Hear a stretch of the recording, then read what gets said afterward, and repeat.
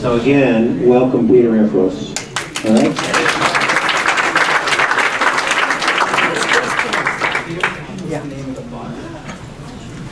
It'll be called like Here the Dallas. It's a PowerPoint that says like Dallas.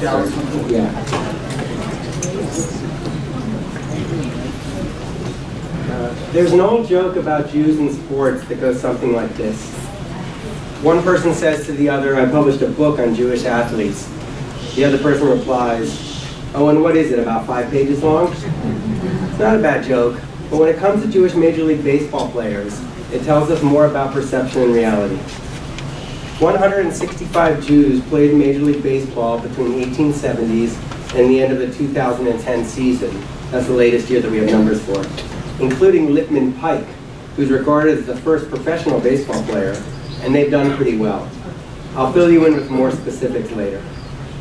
Now, most Jews, whether or not they're baseball fans, know the story of Sandy Koufax not pitching the first game of the 1965 World Series because it fell on Yom Kippur.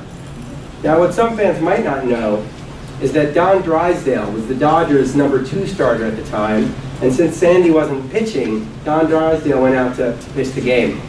And didn't pitch a very good game, and it was about the 3rd inning, the manager, Walter Alston, came out to take Drysdale out of the game.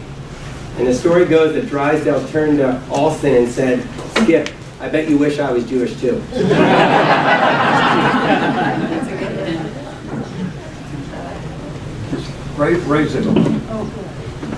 In 1934, future Hall of Famer Hank Greenberg made a similar decision, choosing to sit out a game to observe Yom Kippur.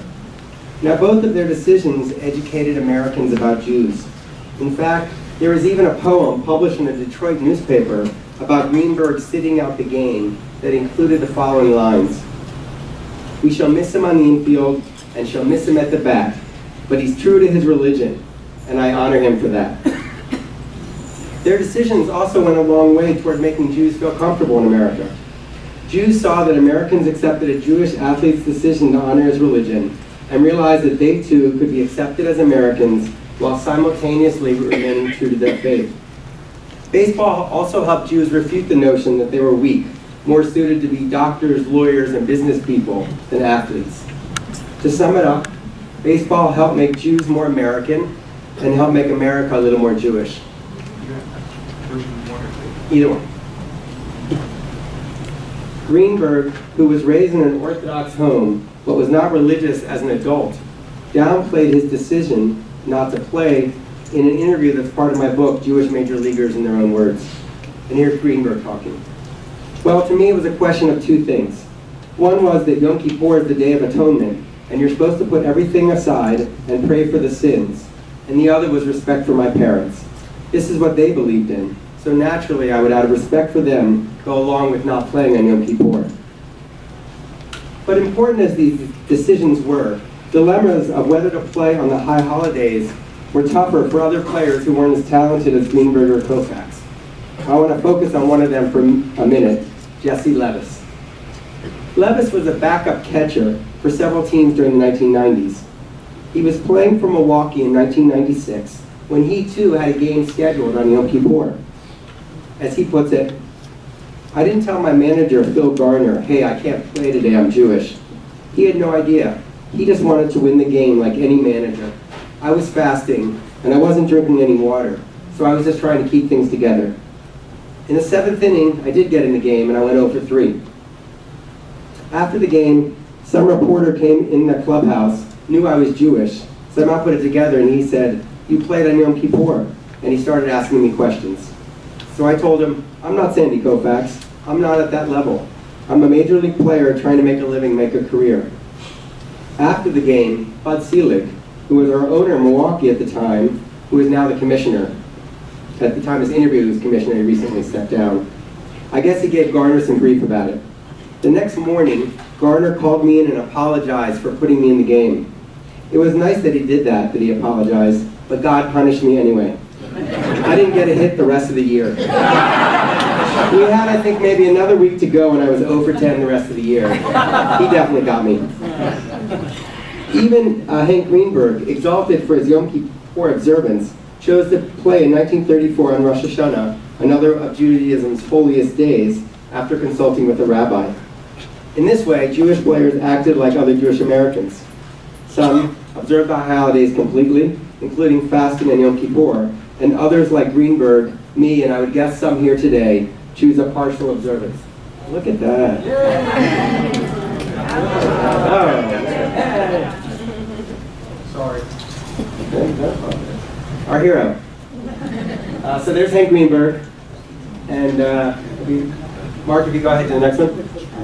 Mark, go ahead to the next one. That's Jesse Levis, who was punished. And we're going all caught up. Now, the classic dilemma of what to do on the high holidays is just one theme that surfaces in my book, which will be available after my talk. Another is the connection between Jewish players in the South, including Texas. Several of the players and Jewish major leaguers, in their own words, discussed connections they made with Jewish communities in places they played, particularly in the smaller southern cities where many minor league teams were located. For Mickey Rutner, the connection led to a tempting offer of an alternative career. Rutner and his wife Lee were adopted by the local Jewish community while playing in the minor leagues in Birmingham, Alabama in the late 1940s. As he puts it in my book, the Sokol brothers, who owned a local department store chain, would call up and say, "You're going to have dinner with us." And they got so friendly with us, they'd say, "Lee, you go to the game and we'll take care of your kids." Then they said, "What's a nice Jewish boy playing baseball? Stay here for 3 years, we'll make you a rich man." But I had my dreams of playing baseball, so I didn't accept it. Rutner went on to become a career minor leaguer who did get up for 12 games with the Philadelphia A's in 1947. Now, Andy Cohen was born in Baltimore, but he grew up in El Paso, Texas. When his playing and the coaching careers were over, he returned to El Paso and coached at UTEP along with his brother Sid in the 1960s and 70s. And Andy Cohen was later one of the first people elected to the El Paso Athletic Hall of Fame. Now, there's an even more local and incredible connection between Jews and Major League Baseball. Texas businessman Hyman Pearlstone met Doc Powers, a player for the Philadelphia Athletics, go ahead, flip it, in 1905 at the Roosevelt Hotel in New Orleans. Pearlstone and Powers hit it off and invited Pearlstone to visit the Athletics at spring training in Marlin, Texas. There, Pearlstone met Connie Mack, who owned and managed the Athletics for an incredible 49 years, from 1901 to 1950. Pearlstone and Mack hit it off as well. Mack soon sent him a package containing an Athletics uniform, shoes, ball, and glove, and a letter inviting him to spend his vacations with the team. Pearlstone later told a Dallas news reporter, my wife thought I was crazy, but I decided to go." For the next 44 years, Pearlstone took a month-long road trip with the Athletics each season. Many Athletics players considered him something of a good luck charm. Pearlstone warmed up pitchers in morning practice and sat to the left of Mack on the bench. He also scouted for the team. No wonder the Associated Press dubbed Pearlstone the world's greatest baseball fan. As some of you may know, and I'm sure May knows since this is her grandfather, Pearlstone, who moved to Dallas from Palestine in 1896, was a self-made businessman who later became chairman of the board of the First National Bank of Dallas. He gave Connie Mack and a number of other players investment advice. However, when the favor was returned, and Pearlstone's friend, baseball legend Ty Cobb, tried to give Pearlstone advice, Pearlstone reportedly responded, "Ty, I wouldn't invest in a soda water company for all the tea in China." That soda water company was Coca-Cola. Cobb's investment earned him millions. Now, Pearlstone's great-grandson, Craig Butner, told me that Pearlstone also became friends with people in many fields, including the performer Sophie Tucker, the boxer Jack Dempsey, and J. Edgar Hoover, as well as other famous baseball players, including Babe Ruth and Eddie Collins. Anti-Semitism didn't seem to have been an obstacle to Pearlstone's friendships. He wasn't a particularly observant Jew, but as May told me, they had to know that my grandfather was Jewish. It's quite a remarkable story, and I thank both Craig Butner and May for sharing it with me. Now, before I go any further, I want to explain how I got involved with this Jewish baseball project. My connection started in the summer of 2004. Then an editor at JTA, a Jewish news service, I eagerly jumped at the opportunity to cover a weekend honoring Jewish major leaguers at the National Baseball Hall of Fame in Cooperstown, New York. As a lifetime fan, it was a dream come true, especially since I'd never been to Cooperstown. Plus, I was thrilled to turn a lifetime hobby of Jewish sports following into part of my job. During that weekend, I met Martin Abramowitz, the founder and president of Jewish Major Leaguers, a nonprofit organization devoted to chronicling the ties between American Jews and baseball. Martin and Jewish Major Leaguers not only organized the event, but JML was in the midst of producing what turned out to be several baseball card sets honoring the Jewish connection to the game.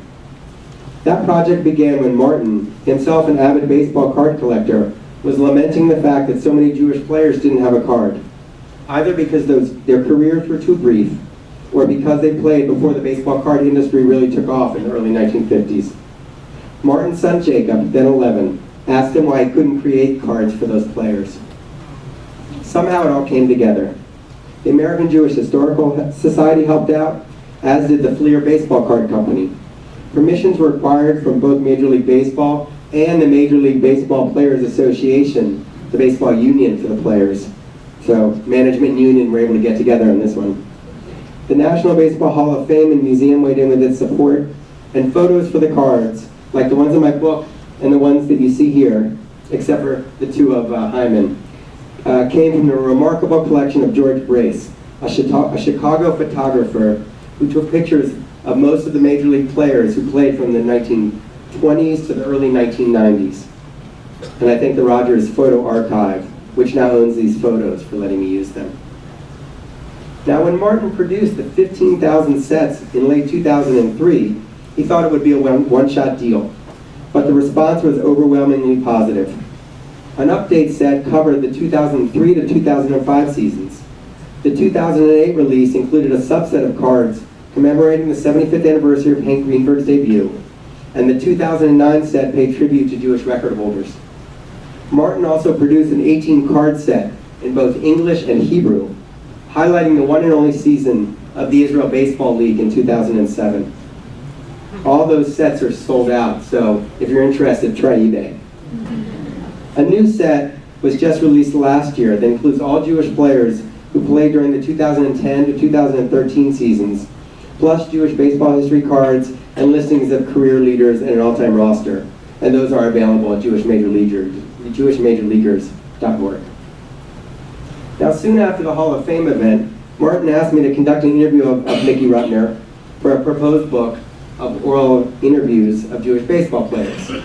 So in January 2005, I traveled down to Round Rock, right outside of Austin, where Mickey was living at the time, to interview Rutner.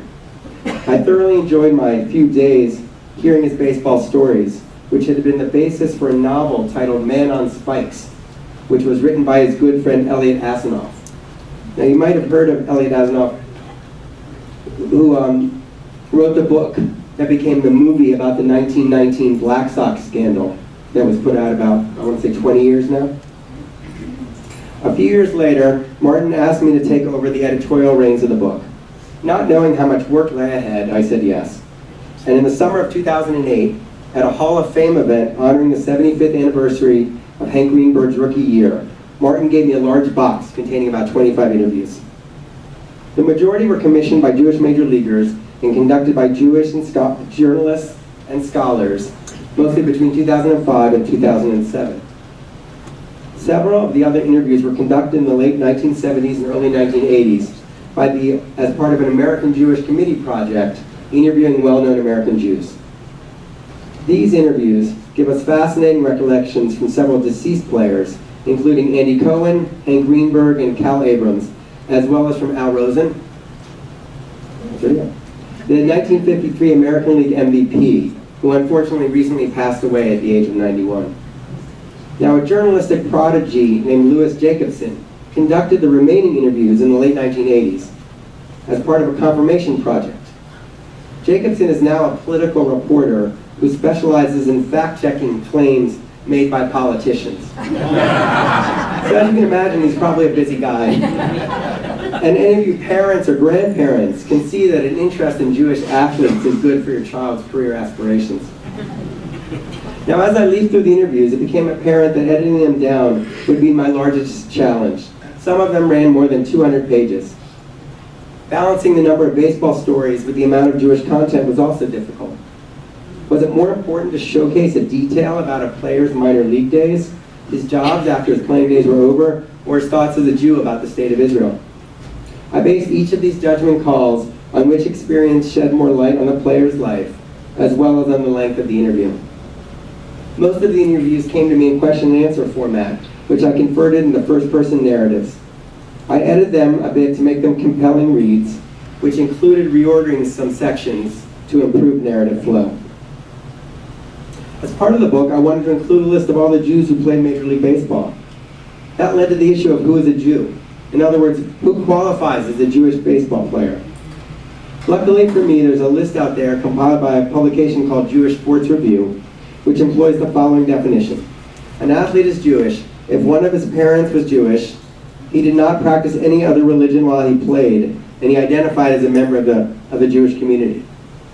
Now, despite these good criteria, we still have some ongoing debates. Lou Boudreau was recently added to the list, who's a great shortstop and manager. I see at least one quizzical look, but he is included on the list currently. And Buddy Meyer, who was the all-time hits leader for Jewish players, his status is in question. But perhaps because he's the leader in hits, we want to keep him. Now, these Jews included Barney Pelty, nicknamed the Yiddish Curver, who pitched in the early part of the century, and Erskine Meyer, who pitched for that 1919 Chicago White Sox team that became infamous after several of its players accepted money from gamblers to throw the World Series. Now, there's no evidence that Meyer himself was involved in the scandal. Most intriguingly, there's also Mo Berg. Now, Berg was a good field, no-hit catcher. It was often joked that he could speak several languages, but he couldn't hit in any of them. During the war, Berg, a Princeton graduate, worked in Europe as a spy for the OSS, the precursor to the CIA. Following the war, however, he wandered, unable to live in a permanent home or find a steady job. Now, Jewish pride is another theme that surfaces throughout my book. As Ron Bloomberg makes clear, he made many New York Yankees ushers happy when he debuted for the team in 1967. Here's Bloomberg talking. Most of the ushers were Jewish, with names like Abramowitz or Lichtenstein, and 3 or 4 of them told me they never thought they'd ever see a Jew play baseball in Yankee Stadium. They had tears in their eyes and they said to me, "You little Yid, you're someone I can look up to now." Like Bloomberg, most Jewish major leaguers were aware that they embodied Jewish pride. But pride in being Jewish is one thing, and being actively Jewish is another, and most players in the collection, like most American Jews, weren't observant. Many were raised Orthodox. Al Schacht says his mother wanted him to be a cantor, but none seem to have maintained this level of observance as adults. It makes sense. Eating kosher food and maintaining any sense of Shabbat would be almost impossible to do while pursuing a professional baseball career. Now, because we're talking about baseball, and baseball is nothing if not statistics, here are a few stats about Jewish major leaguers. Their collective accomplishment might surprise you. Jews, who made up about 3% of the US population during most of the 20th century, made up less than 1% of baseball players from 1871 to 2002, the latest year for which complete figures are available. But Jewish players on the whole have fared better than average. They had hit 2,002 homers through 2002, a bit higher number than would be expected by their percentage of all players. Their .265 batting average was 3 percentage points higher than the overall average. And Jewish pitchers were 20 games over 500, and they threw 6 of baseball's first 230 no-hitters, 4 by Sandy Koufax and 2 by Kenny Holtzman. Now, with the recent influx of top-flight Jewish major leaguers, Sean Green, Kevin Youkilis, Ryan Braun, and Ian Kinsler have all made all-star teams in the past decade. These statistics might have even improved since 2002. In a public demonstration of their Jewishness, several of these current or recent stars played or coached for the Israeli team that narrowly missed qualifying in the recent World Baseball Classic. With all these great players and statistics, perhaps it's time to end the self-deprecating comments about Jews not being good athletes. Now, some of you might wonder why we didn't interview any of the current players in the book. The real reason is that current players, for understandable reasons, aren't likely to have the time to sit down for the several hours of interviews necessary, or the inclination to speak candidly at this point in their lives. Now, the one stat in which Jews have fallen short is stolen bases. With a total of only 995 through 2002, fewer than Ricky Henderson stole all by himself. Apparently, Jewish players have observed the 8th commandment, thou shalt not steal.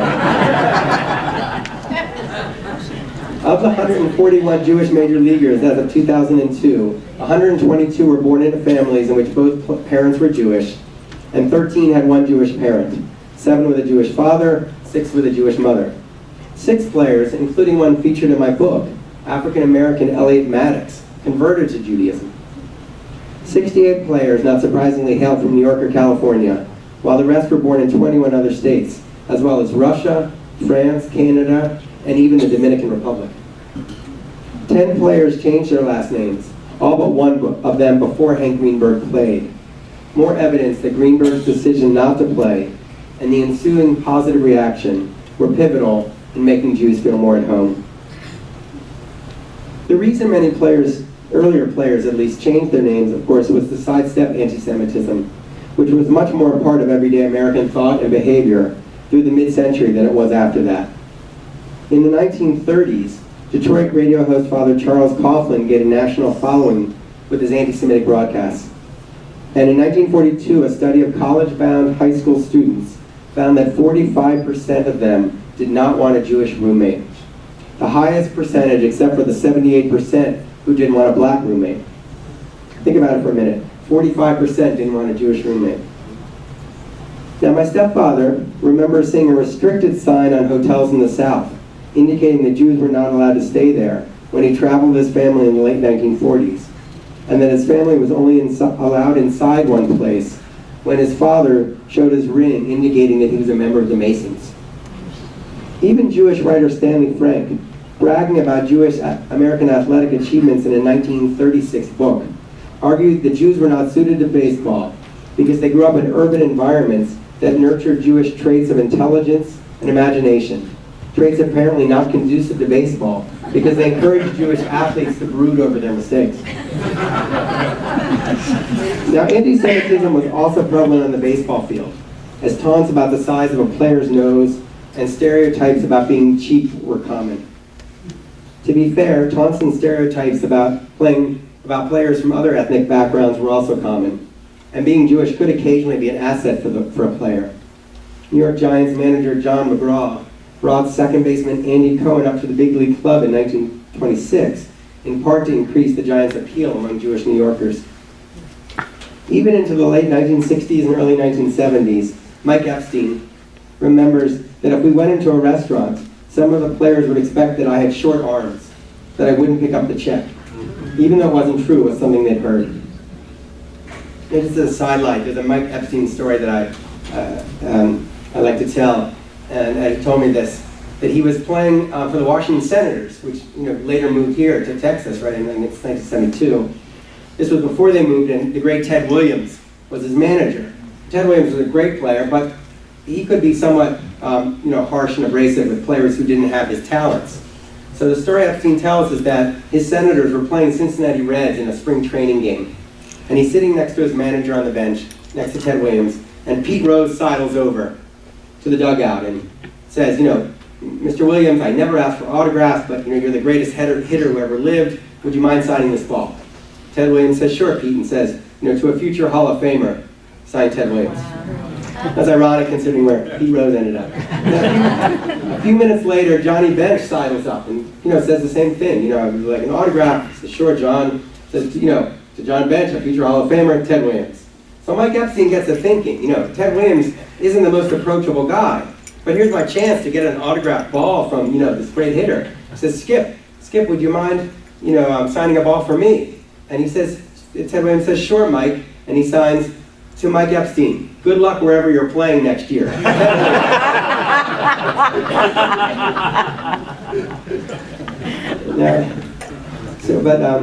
In the past, however, anti-Semitic heckling was a factor many players faced, and here they reacted in similar ways.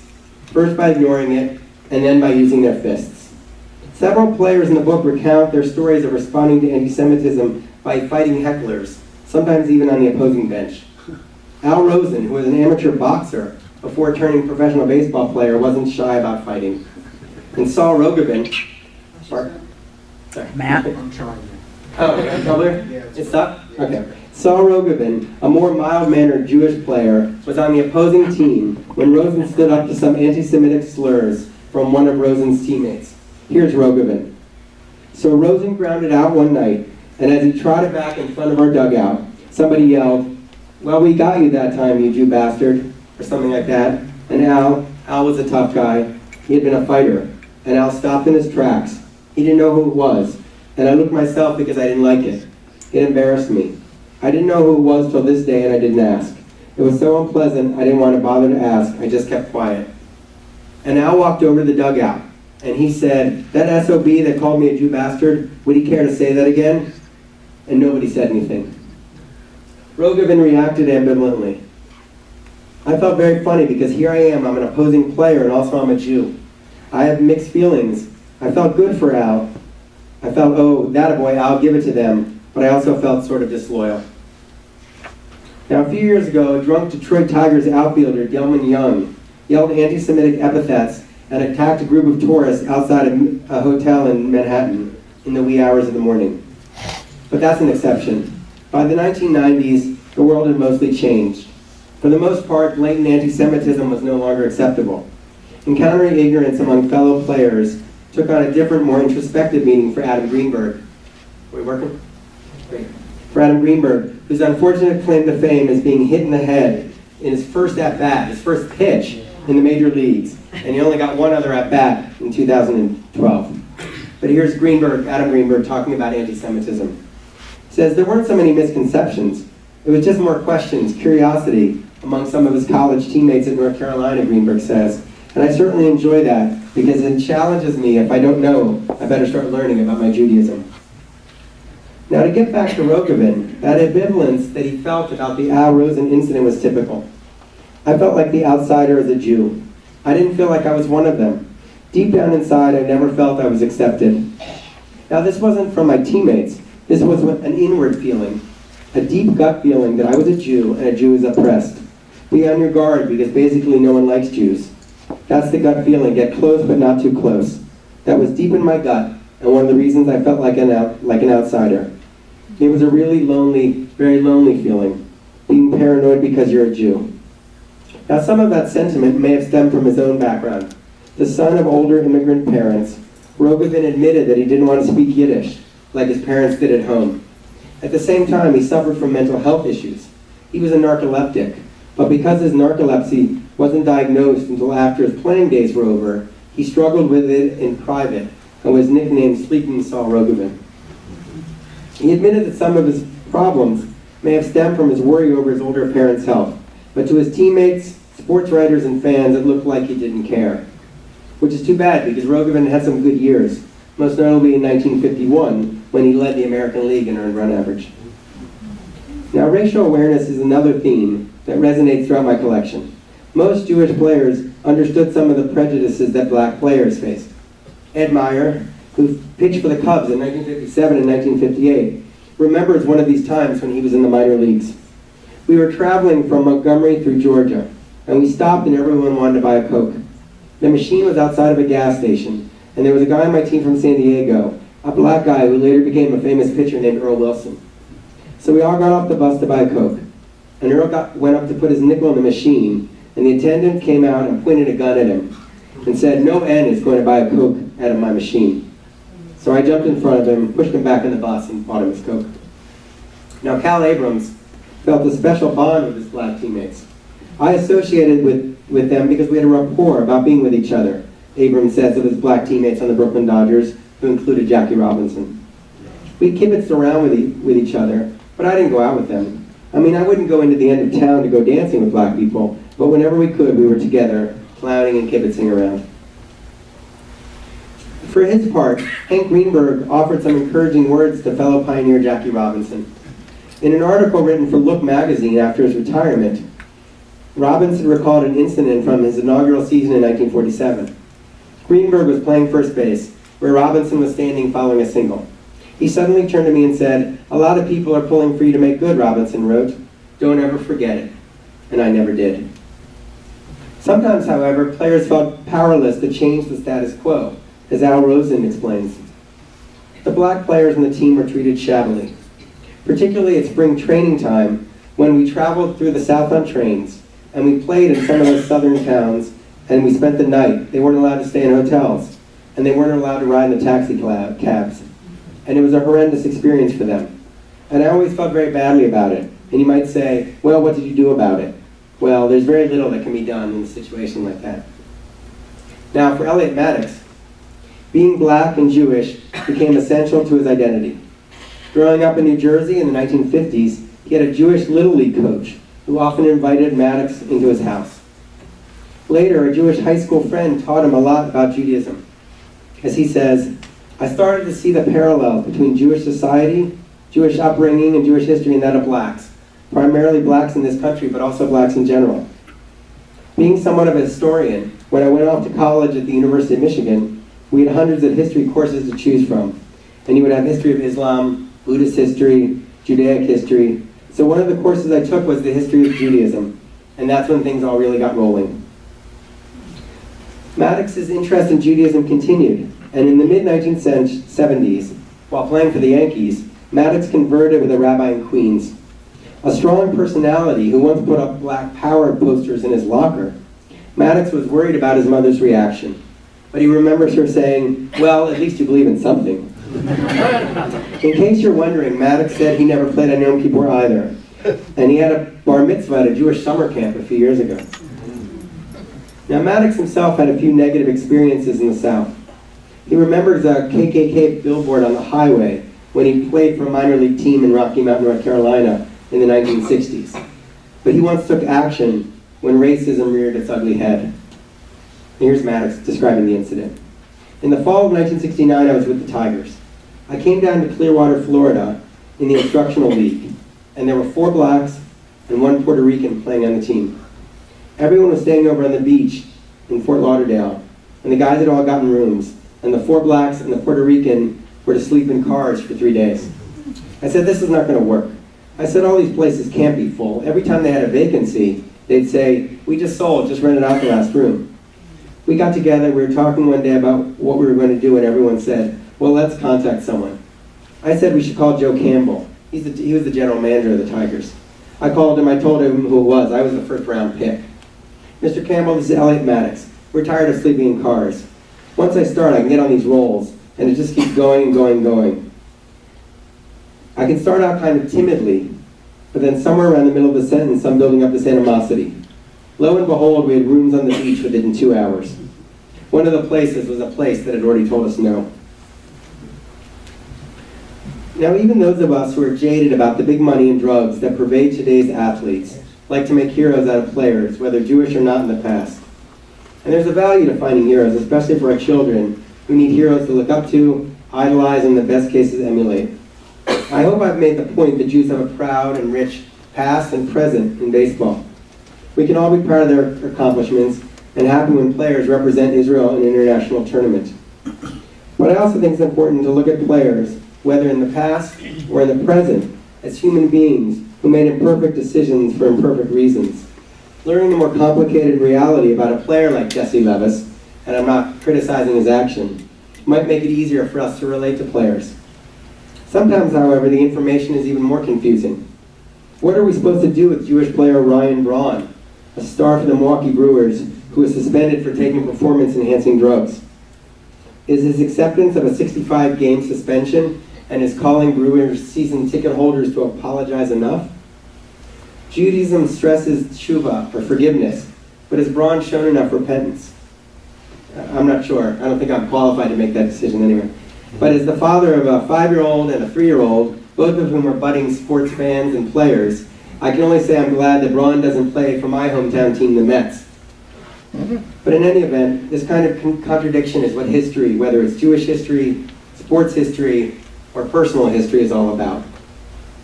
Well, thanks so much for listening. I want to thank Deborah and the family and Mark for his heroism with the things, and I'll have discounted copies of the book for sale afterward, and I'm happy to take any questions that people may have.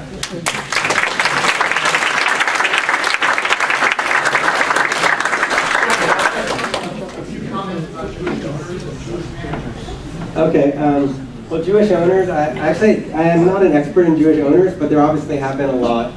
The Dreyfus family that owned the Pirates for a long time. I think the Reinsdorf family, which owned the White Sox for a long time. Managers, we've had a few. Yeah, the story I like to tell about managers is that we have one now, Brad Asmus, who's managing the Tigers. Andy Cohen, who I mentioned, the guy who was brought up to play for the Giants. He was coaching the Phillies, I think it was in 1964, and they fired their manager, and they wanted to go hire Gene Mauch to be their full-time manager, but they put Andy Cohen in with an interim title. And he managed one game, won that game. So he liked to joke that he was the only manager with a 1,000 win percentage. Now, Norm Sherry, who's one of the Sherry brothers who played for the Dodgers back in the late 50s and 60s, also managed for a while. But the story that I like and I confirmed this with Norm himself, who was still doing well when I spoke with him, was that he confirmed that he was the guy who made Sandy Koufax into who he was.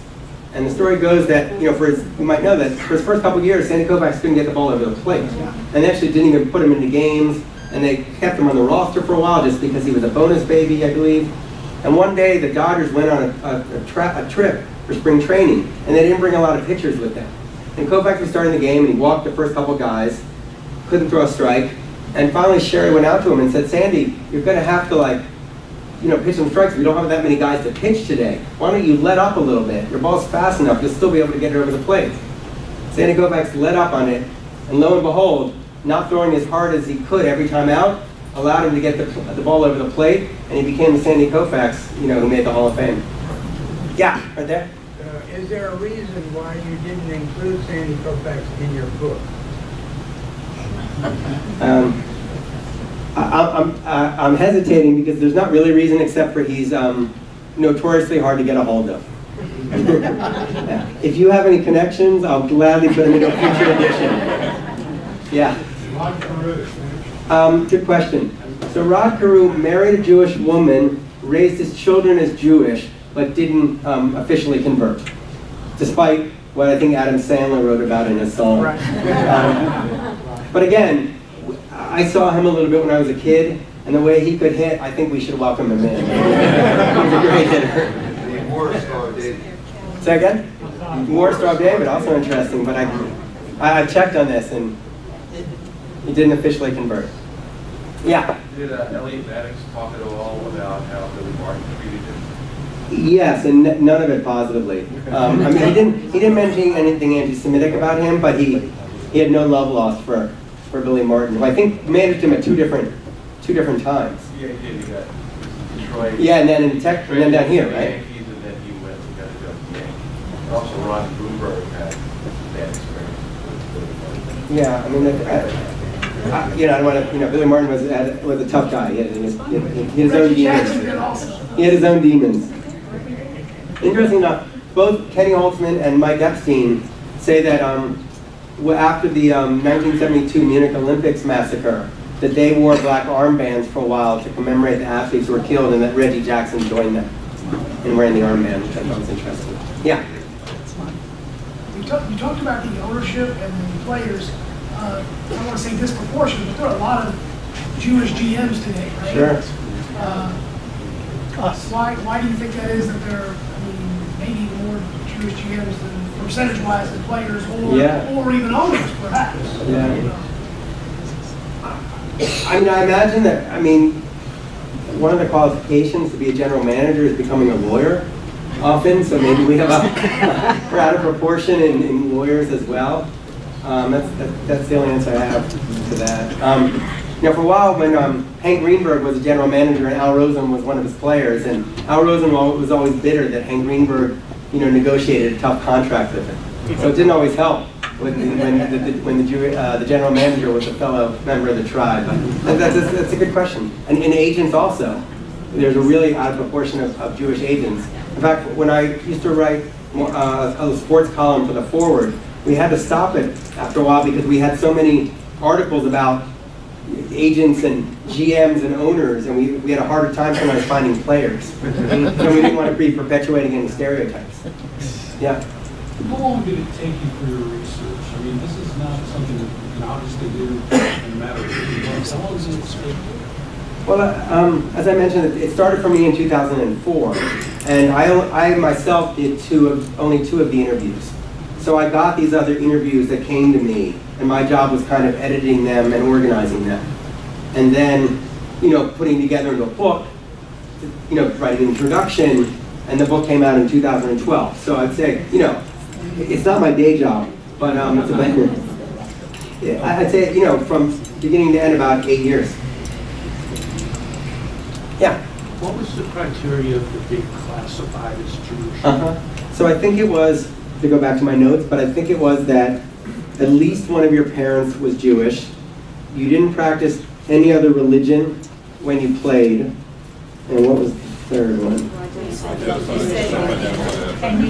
Right, and you identified as a member of the community. So often that meant if asked. So someone would ask you. How about someone like Lou Boudreau? Right, so Boudreau and Lou Boudreau is adopted and was married and was, I think he was born to at least one Jewish parent, but was raised not Jewish and was buried in a Catholic cemetery. So he was off the list. He's now come back on the list. I'm not an expert in those, which actually is great because it would give us 3 members of the Hall of Fame instead of just 2. But I'm not an expert in these things. But there are people who spend time. If you go on the internet, you can find people who debate all these things. Because they'll have one relative who'll say, oh, he thought of himself as Jewish even if he didn't practice, and someone else will say, oh, that's bunk. So this kind of stuff goes back and forth. Yeah. I always heard that Ron Bloomberg was the first DH in history. Is that true? That's correct. Can you repeat the question, please? Sure. This man heard that Ron Bloomberg was the first designated hitter, right, which came into being in 1973. And that's true. And Ron actually has a memoir out about it. It's called Designated Hebrew. Ron's a great guy and has fascinating stories to tell. But yeah, he was indeed the first designated hitter because he was a pretty good left-handed hitter, wasn't so great at defense, and then prone to injury. But yeah, he got in. I think it was a game against the Red Sox, if I'm not mistaken, in April of 1973. Yeah. Al Rosen not in the Hall of Fame? Al Rosen is not in the Hall of Fame. He's one of those guys who had excellence for a short time, but retired pretty young. I think he had wrist and knee problem, retired at about 31. So he would have needed maybe 2 or 3 more good years. And one thing about the Jewish players, which again, might just be an odd factoid, the careers aren't so long. Rosen retired young. Koufax retired young. Greenberg actually wasn't even that. He might have been 34, I think, or something when he retired. So Jewish player, Kevin Euclid, who's a very good player, had those back problems that curtailed his career. Greenberg wrote in World War II also. Yeah, so Greenberg lost a few years in World War II, which obviously didn't help him. Yeah. What about Jake Hitler, the coach of the Dodgers? Mm-hmm. Yeah, he observed the high holy days. Yeah, Jake Hitler was also Jewish, and actually was the coach when Cal Abrams played, so he was the coach. Gabe Kapler, sure. Yeah, he's on the list. There are about 10 or 11 current players. I have a list of that here. 10 or 1 for Houston, Scott Feldman. None down here. None down here. It's for the Rangers. You had them in the past, right? You had.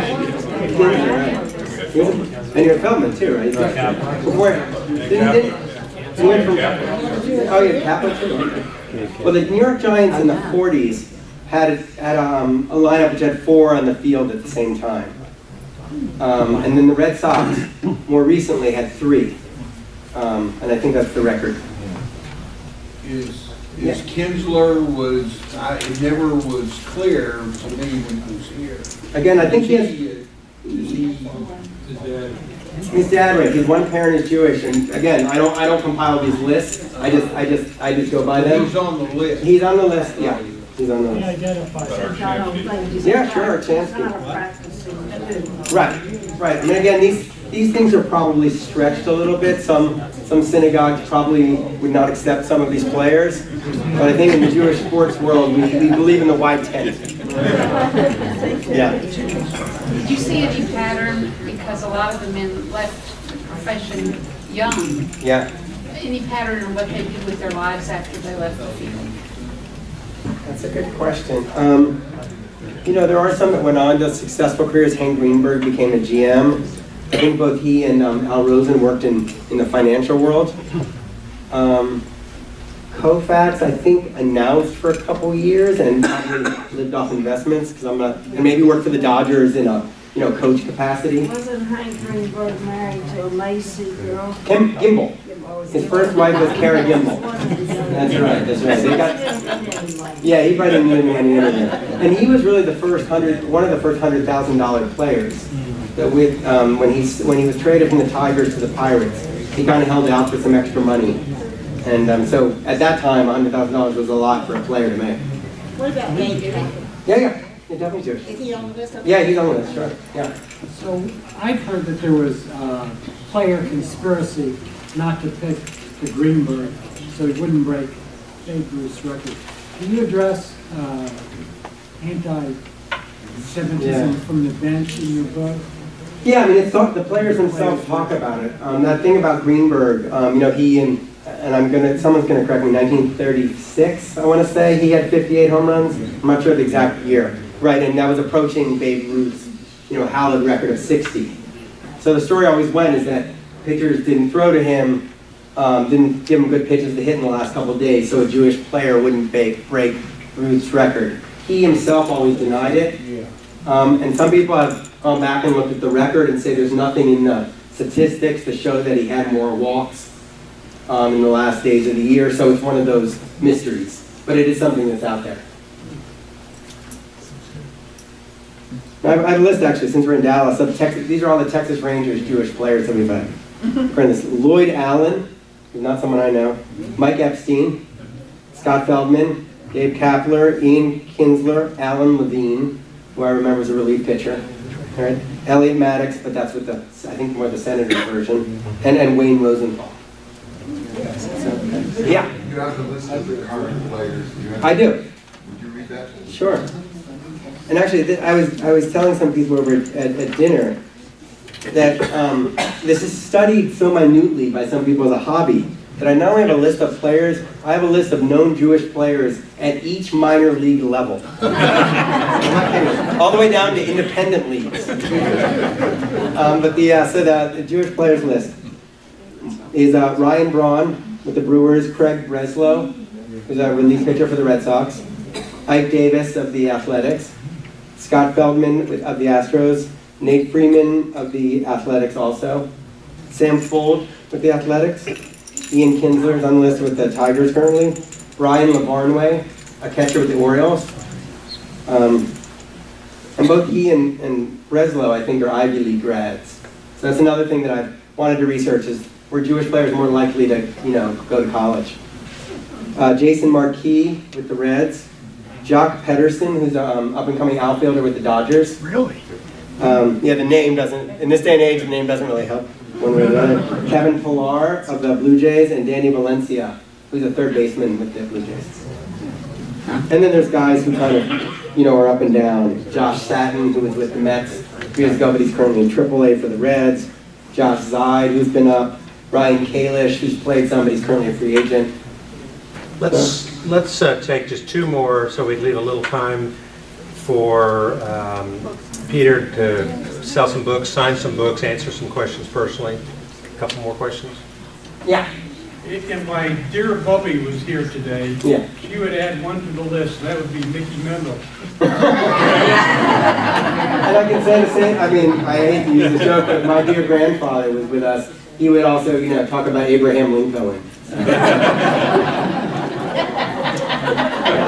told me that joke every holiday. Yeah. Could you, or is there a possibility of addressing in baseball announcers? How many of them were Jewish ties? Yeah, a lot. Again, someone asked me about that at previous. Mel, right? Mel is the most famous. Mel is the most famous one. I'm even thinking just because I live in New York. The Yankees radio announcer, Jewish. The Mets radio team is Jewish and Jewish. And often when I'm listening to the two guys, Howie Rose and Josh Lewin, I feel like I'm at it's like Catskills shtick. And it's great. I mean, I love listening to it. Gary Cohen, the Mets. See, right, and Josh Lewin was here, right? He was he came from the Rangers, sure. And Eric Nadal. Gary Cohen is the Mets TV announcer, and that's all I know. I haven't researched it, but I'm sure if you go through the list, I mean, we're good talkers, so that's another book out there for someone who has some free time to research the life. I think Mel Allen's name, his original last name was Israel, if I'm not mistaken, Mel Israel, but he changed it. Ladies and gentlemen, thank you so much. Thank you.